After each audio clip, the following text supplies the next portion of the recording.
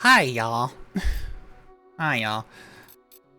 Sarah Benza here. I want to quickly, not really quickly, it's going to be like multiple videos.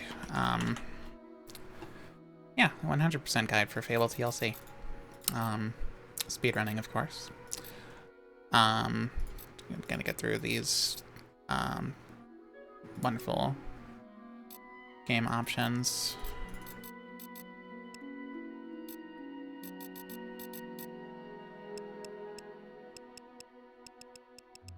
Oh, right. Gameplay options, these are kind of important. Follow camera, generally recommend you turn that off because it's kind of butt. Subtitles, definitely want those off because you're going to be smashing through quite a bit of dialogue in this run. And tutorials, well, those are little extra pop-ups that don't need to be popping up. And Guildmaster help, purely optional. Excuse me. Key bindings is another big thing, as usual with as it is like with any percent. Recommend having block key to or just block as a key instead of middle mouse button, because middle mouse button tends to sacrifice some of your movement control.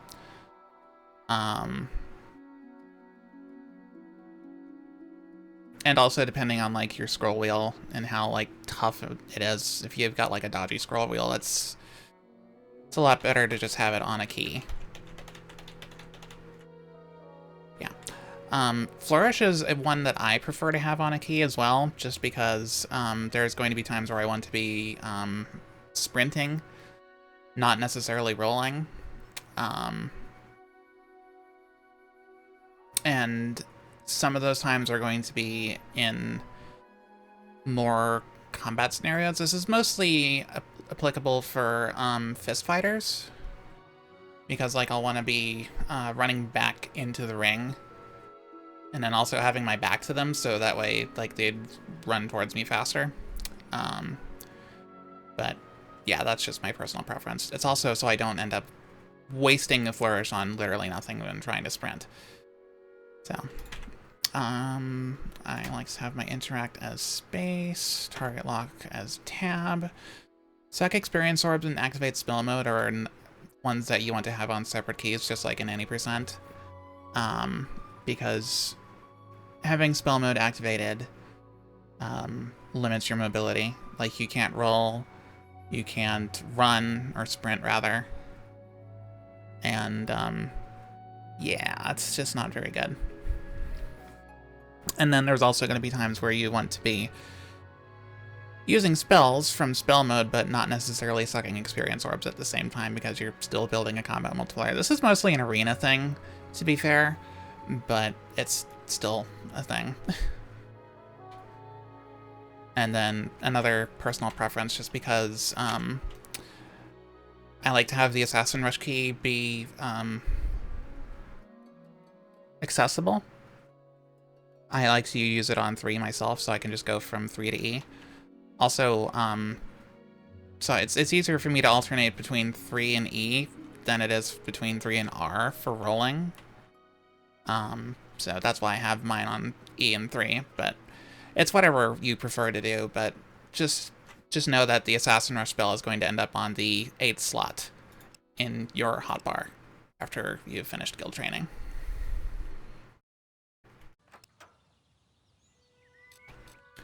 Alright.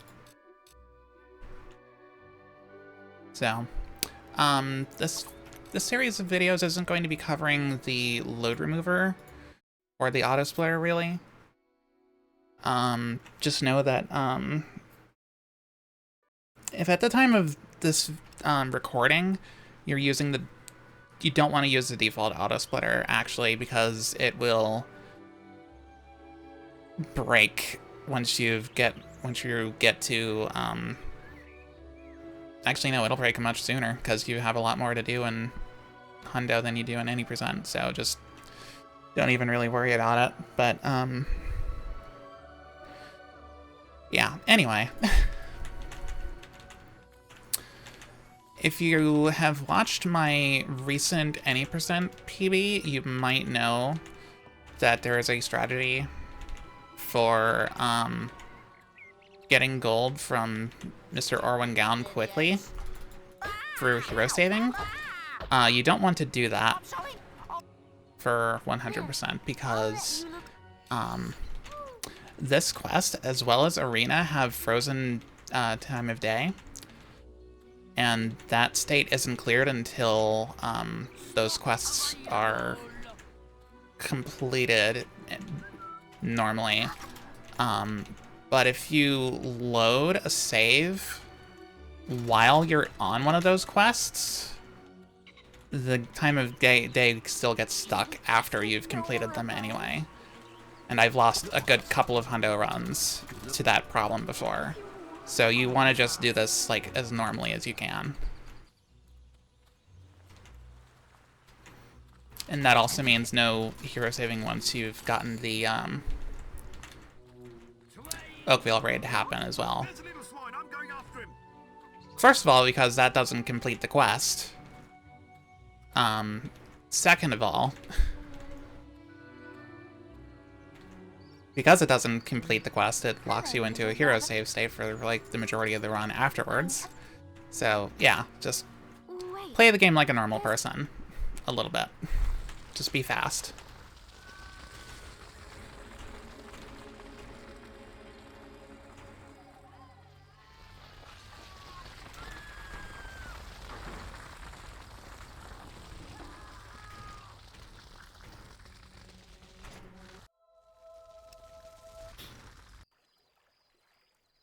Yep, we do get to save Rosie. You'll be sharing this room with Whisper. I mean, it's possible. You never know. It's time to wake up. Anyway, yeah. So I've lumped this first in this first section of the series. I've lumped up childhood and guild training, because there really isn't a whole lot to talk about with childhood, and there's slightly more to talk about with guild training here. So we're just gonna go, after punching Whisper twice, we're gonna go into the guild library, grab from this first bookshelf 2, 3, 4, the 5th one, 6, 7, 8, 9th, 11th, 12th, 13th, 15th, 16th, 17th. Going clockwise. The melee ring is outside, across the bridge.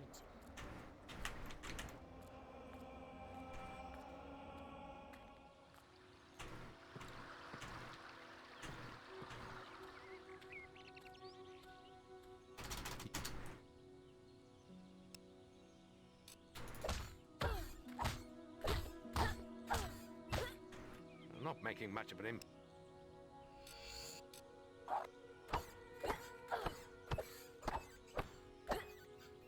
Yeah, the fate of the teddy bear is not actually... It's left kind of ambiguous.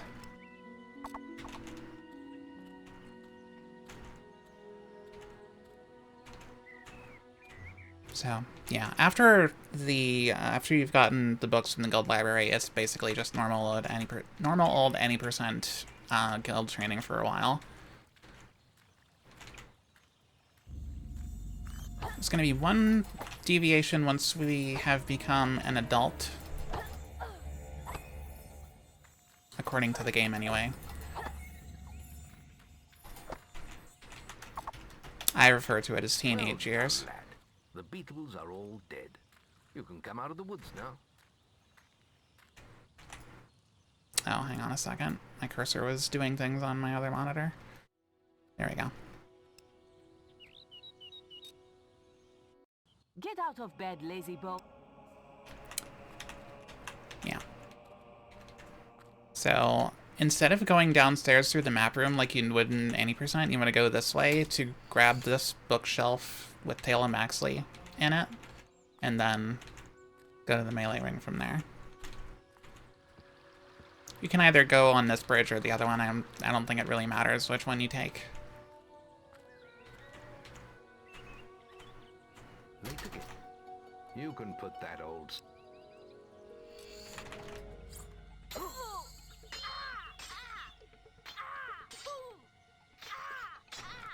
Now pay attention. Block, roll, block, roll, block, block, roll, block. Well done. Just like in any percent.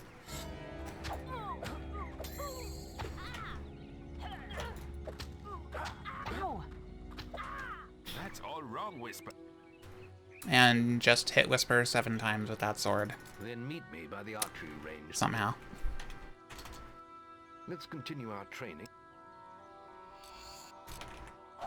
May not be as clean as you want it, might be the cleanest you've ever gotten. Now, As usual, shoot the Guildmaster. what do you think? Next, we will learn about the ways. It's time to.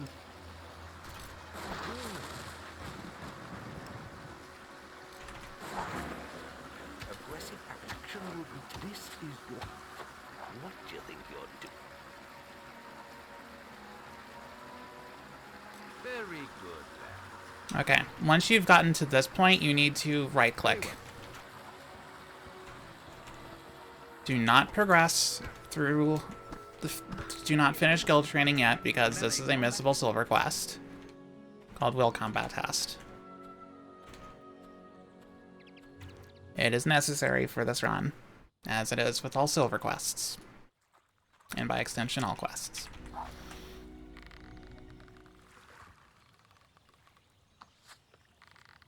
Try not to have some Pepega aim, like I'm currently doing. Headshots are obviously preferred, because those are instant kills. Well, instant, We did it! quote unquote. Whisper will say we did it, even though she does nothing, except maybe heal you if you take too much damage. Hopefully in a speedrunning setting, you're not taking damage enough for her to do that. Any apprentices want to practice melee combat? So she is effectively useless. Before you graduate, Is it a plot hole that Jack just left Teresa for dead when he knows he needs her for the sword later? Ah,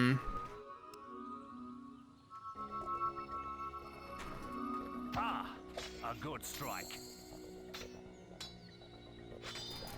I don't quite know. Come on!